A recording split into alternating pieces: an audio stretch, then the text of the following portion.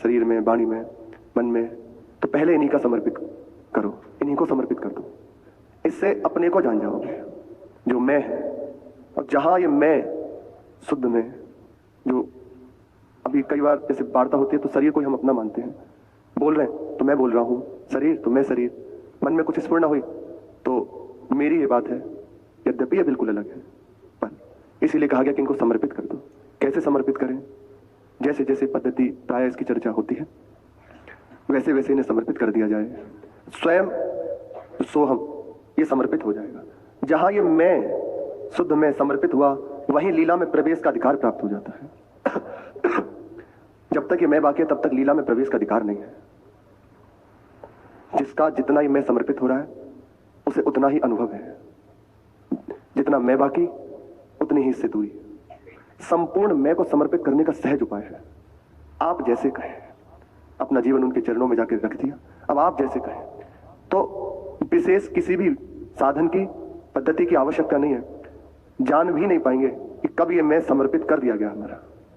और हृदय में जो महाप्रभु कह रहे हैं दिव्य प्रमोद, ये झलकने लगेगा, इस लीलाओं में प्रवेश होने लगेगा।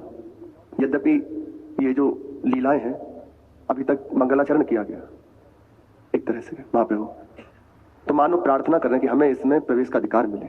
अब यहां से जो श्लोक प्रारंभ हो रहा है ये महारानी जो की आराधना निकुंज देवी की आराधना के लिए है, उनकी महिमा के लिए है, तो इससे पूर्व संपूर्ण समर्पण आवश्यक है। नहीं तो कहीं ना कहीं स्त्री का भाव पुरुष का भाव हो जाएगा, नायक नायिका का भाव हो जाएगा। ये वृंदावन धाम की महिमा है, अपने ऊपर विशेष कृपा है गुरुजनों की, जो हमें ऐसी दिव्य बातें करने को सुनने को मिल रही है। बहुत कृपा है, अन्यत्र इनकी चर्चा भी नहीं। कहीं कुछ ऐसा कण मात्र दिया गया फिर इशारा थी आओ वृंदावन, अपने ऊपर कृपा है। इसलिए धाम की कृपा, आचार्य की कृपा, गुरु की कृपा, इसी से हिम्मत हो पाती है कथन श्रवण की।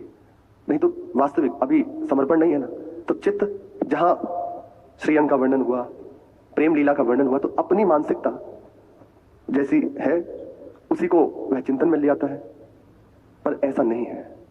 इसीलिए कहा गया कि बिना समर्पण के संपूर्ण ये समर्पित नहीं हो जाता, तब तक इसका अधिकार नहीं है।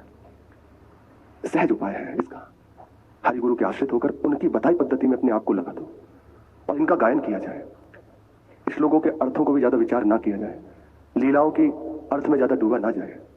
वे कृपा करके हृदय में जब स्फुरित होंगी उस समय अपनी मानसिकता की कलुषिता नहीं होगी। इन लीलाओं की जो वाणियां हैं, इनकी प्रदत्त जो इसमें लीला हो रही है, रहस्य है, वे स्फुरित होने लगेगी कृपा से। तो इनकी कृपा से जितना अपने लोगों को श्रवण कथन कराया जा रहा है, महाप्रभु कह रहे हैं दिव्य प्रमोद रससार निजांग संग। श्री जी के लिए अब तक प्रथम